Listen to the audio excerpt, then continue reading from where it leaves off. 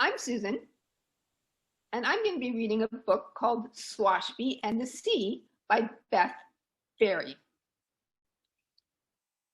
Captain Swashby loves the sea.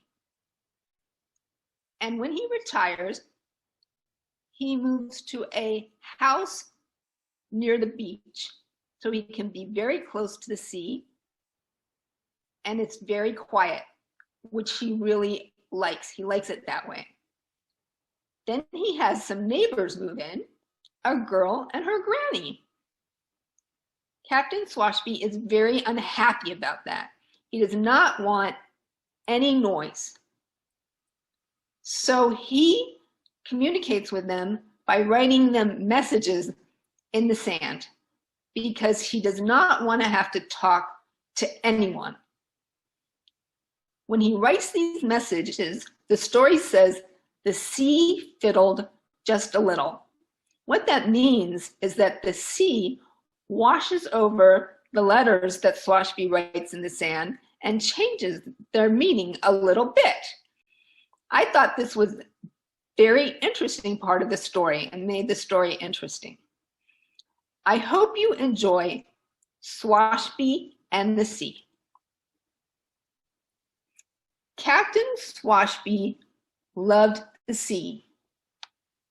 The sea and he had been friends for a long, long time.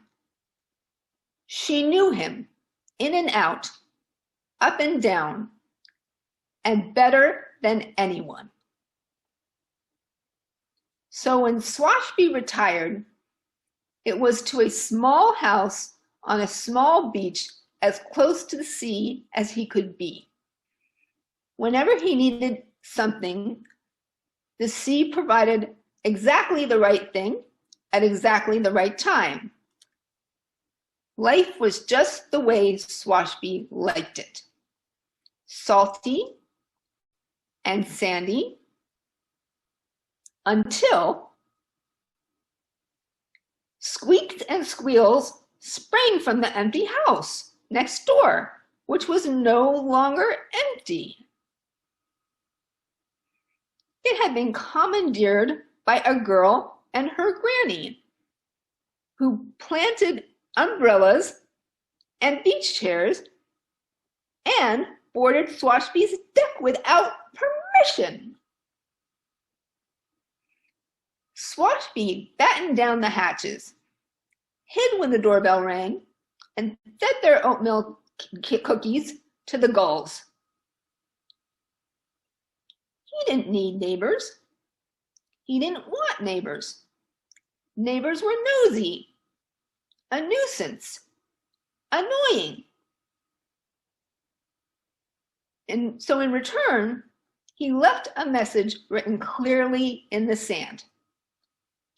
No trespassing, which the sea fiddled with just a little bit. Sing, the girl read, and did just that.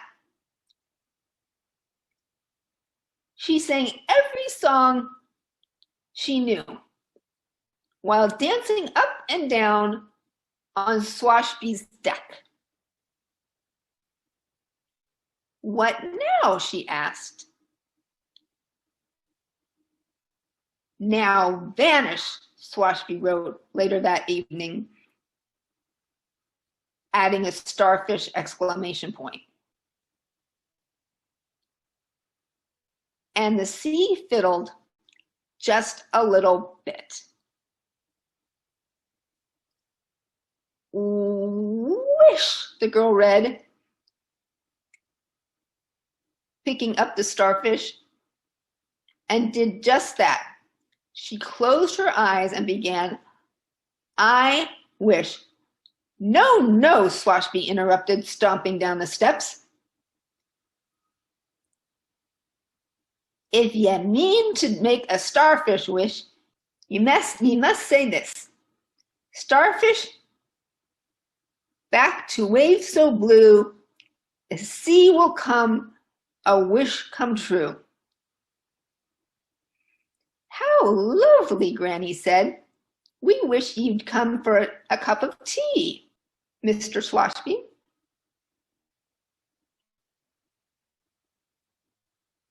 But Swashby wished to be left alone.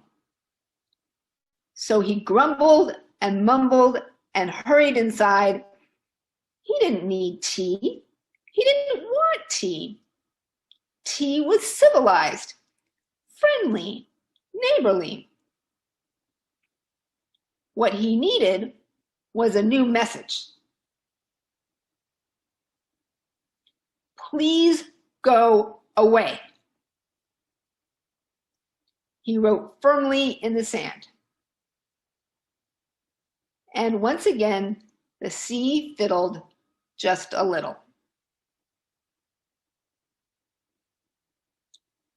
"Play, play," the girl sounded out, and did just that with Swashby's shells and stones, with his bucket and shovels. But her towers kept falling. "Barnacle bottoms," Swashby muttered, marching out.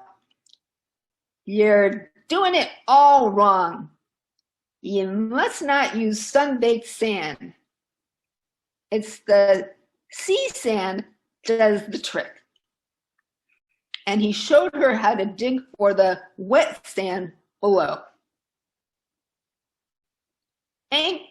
But Swashby was gone. Before long, amazing sculptures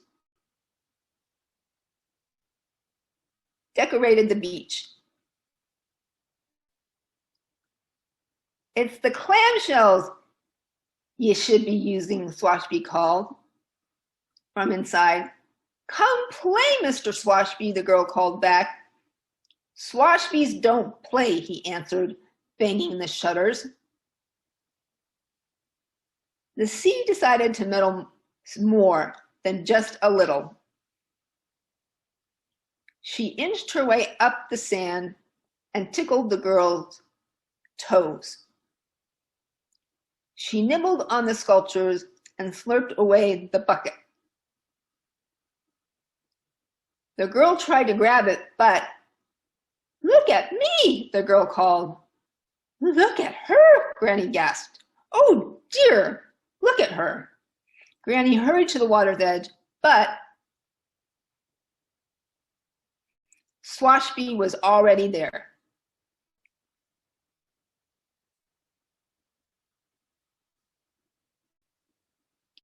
"What are ye up to, ye great salty imp?" he asked, scooping up the girl and the bucket. With a great big wave, the sea delivered the pair back to shore. There was no stopping the laughing and hugging that was Swashby's reward. "I see what you did," he whispered to the sea, as he was whisked away to celebrate. After that, it was easy for Swashby to have tea with the girl and her granny, and ice cream, and lobster, and s'mores on the beach. It was easy for him to share his special sea glass.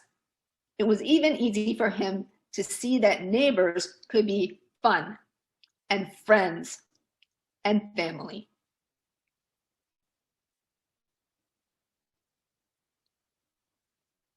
And when he had a moment to himself, Swashby carved a heartfelt message to the sea. "Thank ye, friend,"